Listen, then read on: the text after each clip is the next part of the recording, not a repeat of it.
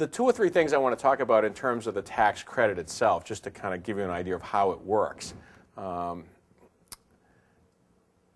A lot of times, like John, like Christine, I'm a Democrat. When I was a legislator, I was a Democrat. I considered myself a liberal Democrat. So deeply embedded in my DNA is a dark suspicion of any kind of tax credit to big business. I'm always thinking about things like the telecommunications tax credit where the industry lobbied Congress and promised to do all sorts of infrastructure improvements over the next 10 years, and they were given generous tax credits, and then Congress wakes up, people wake up, and nothing's been done except the tax money has gone to the industry. It's kind of like that old cartoon, the Popeye cartoon, Wimpy. I don't know if you're old enough to remember Wimpy. He always used to say, "I'll gladly pay you Tuesday for a hamburger today." And that's the kind of the bad tax credits, the ones where industry comes to the taxpayer and says, "Give me the credit now, and I'll give you the benefit later." This tax credit turns that paradigm, on its ear. The way that this tax credit works, and then the ingeniousness of the way in which it was drafted, is it says to the industry, you come to the state, you spend the money. While you're spending the money, you're paying on every dollar that you're spending, you're paying income taxes, new income taxes into the state coffers, new gas tax, new hotel motel tax, new meals tax. So you're spending the money, putting more money into the state coffers, and then certifying that you spent it first. And then after we see that you've spent it, you've proved that you've spent it, then we give you the tax credit.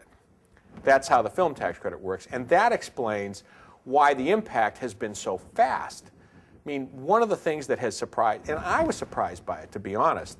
I felt that, when we changed the law last year, that we would see a turnaround. I thought it would be much more gradual than this. I mean, it was like the lid blew off, and all of a sudden, we've had this tidal wave of business come pouring into the state at a rate that it has exceeded our ability to provide people for. This sector of the economy, we have more jobs than we have people to fill them. So, but it is primarily because of the way in which the credit is structured. It forces the industry to come and spend before they can get the benefit of the tax credit. The most important part of the change in the law last year that we made was not only did we lift the cap so that we could get more of the big budget pictures here in Massachusetts, which accounts for all of the millions and millions and millions of dollars in new spending, but we lowered the eligibility threshold so that independent filmmakers, documentary filmmakers, new local film makers and film companies can access the credit as well. So let's say I'm a producer, which is what I was before I had this job. So now I can talk to you as if I wanted to get some of this action. So I'll put on my producer hat. The way in which the law works is simply this. If you spend a minimum of $50,000 on any film production, television production, a television pilot, a video for the web, because we added digital video as a qualifying project last time. If you spend a minimum of $50,000 and you do one of two other things, either spend half of your production budget here in Massachusetts or shoot half of your principal photography. You don't have to do both, just one of the two. Then you're eligible for the credit. Okay? So there's only two requirements to access the credit. Spend $50,000 plus shoot half of your principal photography or spend half of your production budget here. Now, if you don't do the latter, but you do the former, in other words, if you only meet the first requirement, if you only spend $50,000 in the state, you're still eligible for a 25% payroll credit, a credit on your whatever your Massachusetts payroll is. So in essence, the way it works is we give you a taste of the credit if you spend $50,000 and do nothing else. But if you want the full benefit of the credit, you have to do the second part, which is to spend most of your budget or shoot most of your principal photography here. If you do that, then you're going to get a 25% tax credit on all of your qualified Massachusetts spending. Now, what is a tax credit? What does it mean? A tax credit is a piece of paper that the Department of Revenue will give you if you meet these requirements that is worth to you some portion of the face value of it. So let's just take a number. You're a small filmmaker. Let's use $100,000 because that's just an easy number. So you spend $100,000 in Massachusetts. Okay, you fill out the application. You submit whatever materials are required to the Department of Revenue. They review it. They certify that it's okay. They send you a piece of paper that says you're entitled to a tax credit worth $25,000. Okay? So now you have this piece of paper. The question is, how do I get some money for the piece of paper? Well, you can get money from it in two ways. One, you can sell it to another taxpayer. Okay? Now, if I'm the Bank of Boston, or I'm Christine Sullivan, who makes a ton of money and owes a lot to the state of Massachusetts, all right, let's just pretend, okay, for a minute that she's a rich Salem socialite, okay? And I'm just a struggling movie maker, all right? So I made my little $100,000 movie, and I got a $25,000 tax credit from the state. So I go to Christine, who owes the state of Massachusetts $25,000 on her taxes. And I say to her, I'll sell you my $25,000 tax credit for $20,000. And she says, oh, that's a great deal. So she gives me $20,000. Now I have $20,000 in cash on my $100,000 movie, and I haven't done anything yet. I haven't sold it. There's no distributor. There's no, I could take the money and use it for post-production, make the movie better, send it back to my investors. It's $20,000 in cash. Meanwhile, Christine has a $25,000 cash, she has a $25,000 credit, but she only paid $20,000 for it. So when it comes time for her to pay her taxes, she owes the state of Massachusetts $25,000. She sends them the slip. So instead of her having to pay $25,000 in taxes, she only paid $20,000 because she bought your credit at a discount and saved herself $5,000 on her tax bill. Okay? So it was a win for her. You got $20,000 on your film, and everybody is happy, except the Commonwealth of Massachusetts, which is out $25,000 theoretically. Go ahead. Is a 25% tax credit 25% of the total 100,000 expenses, or is it 25% of the taxes that you pay? No. It is 25% of your total qualified expenditures in Massachusetts. That's what the value of the credit is. And it can be cashed in by selling it to a taxpayer. Now, the other way to monetize your tax credit when you have it is to go to the state after you finish filing you're finishing your film, you have your tax credit. Now the company that you set up, the ABC LLC film company, will file its first return after the film is done. And you're probably not going to owe a lot of taxes because most of there's no profits. You just made the picture, and so you file your tax return. So now you have this credit. So you file the credit with your taxes to the state. The state, after it deducts the $456 minimum tax that you had to pay plus whatever else you owe, will take 90% of the value of what's left. But let's just call it $25,000. The state will take 90% of that and write you a check for it, like a rebate. It's like you file your tax returns and the government owes you money. So in this instance, you don't sell it to Christine. You decide, no, forget that. I could get more maybe from the state because, what is it, $100,000 you have a $25,000 tax credit, so 10% is $2,500. So from the state, you would get a check for $22,500 instead of 20 from Christine. And but one way or the other, whether you get a rebate from the state or whether you decide to sell it directly to a taxpayer, the third option you have for your tax credit is just to sell it to a broker. There are right now probably a half dozen people who will want, if you have a tax credit, will happily buy it from you. And they'll probably pay you, the going rate right now is somewhere between 86, 87 cents on the dollar. Not quite 90, but close. So the obvious question that begs is, well, why the heck would I sell my tax credit to a broker for 87 cents or to Christine for 80 cents when I can get it from the state? I can get 90 cents on the dollar from the state. An excellent question, and the answer to it is that when you're going for a rebate, you only have one bite of the apple a year. You can only get a rebate when you file a tax return, and you file your corporate tax returns in March, okay? But let's say that you had your tax credit. When you're trying to get tax credits from DOR, it doesn't go on calendar year or fiscal year. You pick the 12 months that you want. So when you're filing for the credit itself, let's say you shot because you don't know when you're shooting your movie, when your principal photography is, when you're prepping. You don't know any of that. Let's say that your $100,000 was mostly spent in August and September.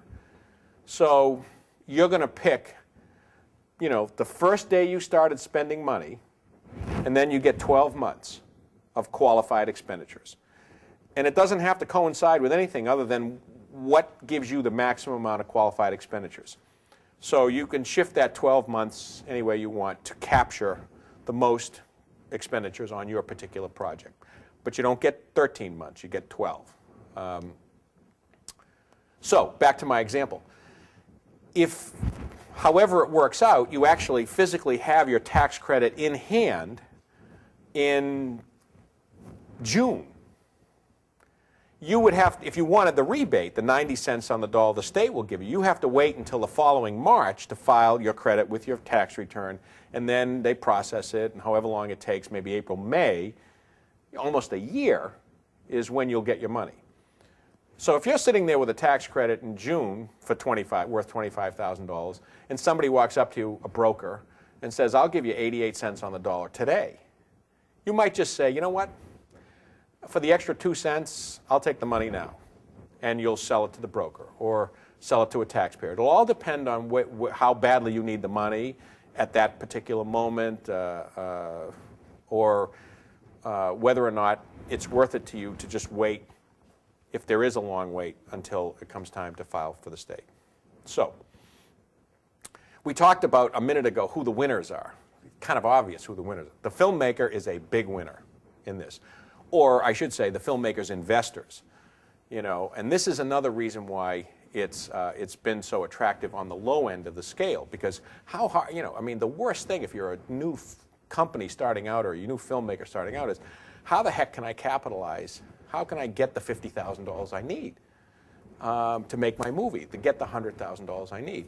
Well, in Massachusetts, if you're fishing in that pond of potential investors for people to finance your film, you can now go to that group of folks and say to them, if you put up $100,000 for this movie, I can guarantee you that at the end of the process, if it's a flop, if I can't sell it, if I can't do anything with it, you're going to get $20,000 back before we even start anything. So already your investors are 20% recouped before you've shown anybody the movie. They're 20% ahead of the game. So if it's actually good, and you do make, can start recouping and make some money on it, they're already 20% ahead of any other investment that they could make. Go ahead. So a question. Say you're not filing under your own company, your production company. Say you have 4 separate investors. So each obviously invests 100,000 pieces. Yep. So each of them obviously file for the tax credit. All except 4 of them. Yeah. The way it works in that instance is that the tax credit would flow through 25% of the tax credit would go to each of your investors.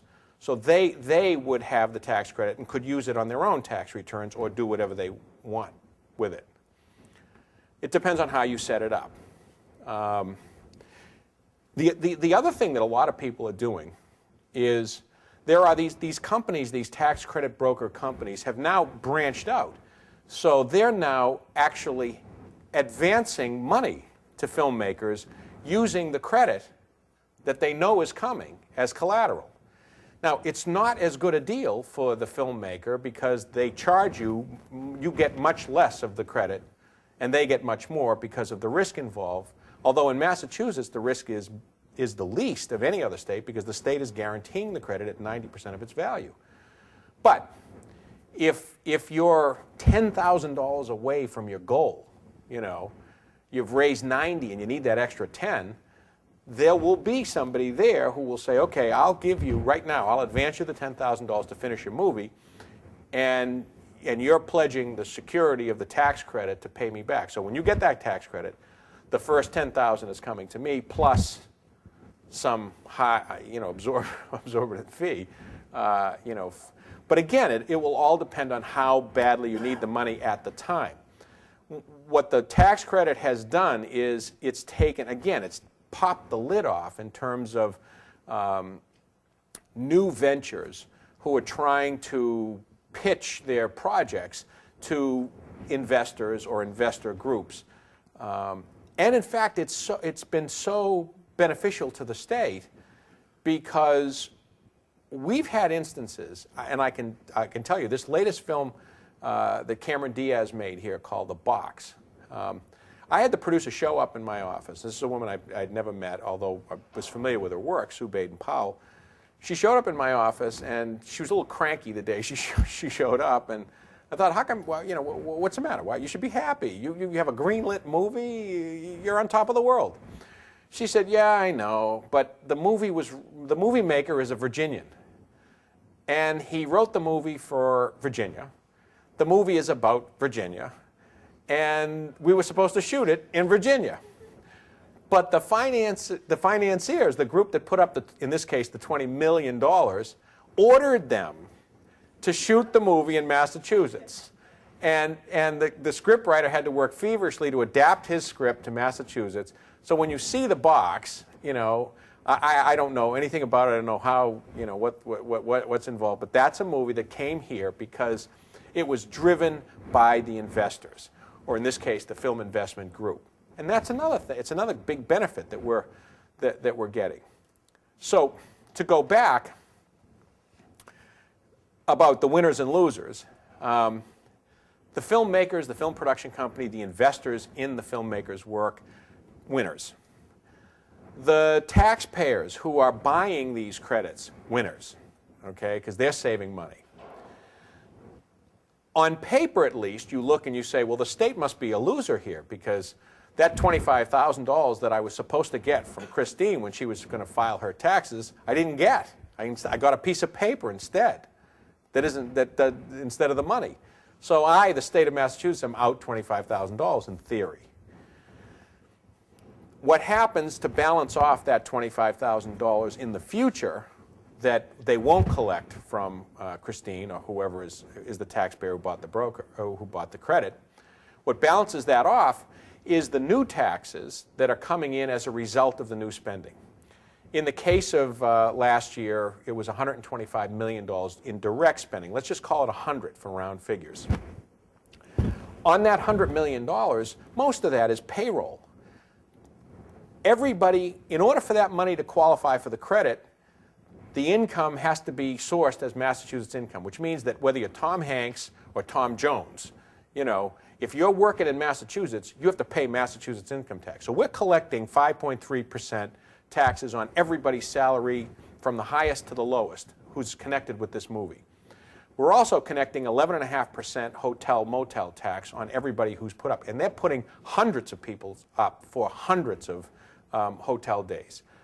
In January, in February, in March, when the hotels are empty. They pay meals tax. All of those people who are working on the film, who are getting per diems, you know, at $150 a day, burning a hole in their pocket and running around spending it in restaurants or in you know, seeing the sights in Massachusetts. We're collecting taxes on that. The honey wagons and all those big trucks and heavy equipment, you know, they're paying gas tax, you know, in Massachusetts. So on that $100 million, before we hand out a single credit for a single dollar, they're pouring additional money into the state treasury. And that's just on the direct spending. If you look at the U.S. Department of Commerce, they estimate that when you're talking about the entertainment industry, the multiplier effect is 2.8. That's what they use. That's what the U.S. Department of Commerce uses. So that $100 million, if you use there, is actually $280 million of economic impact in Massachusetts. And on the extra spending, it's jobs mostly, and income tax. And those people are also having more money, spending it here. And so the argument that I've made in terms of the Commonwealth, because that's where everybody zeroes in, that's the argument that John understood, and the Speaker understands, and the Senate President so far understands, and the Governor, is that when somebody hops up and says, you're writing a big fat check to a Hollywood studio, or you're writing a big or a small fat check to a local filmmaker, why should we be underwriting their business with taxpayer dollars? The answer is we're really not.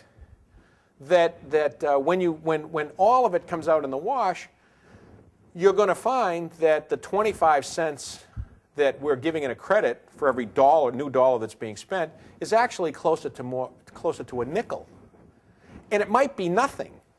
I'm not sure what it is because we still haven't, it's been so early in the process, we haven't had a chance to do the kind of economic studies that I think will prove the point. But at least conceptually, you can see it. So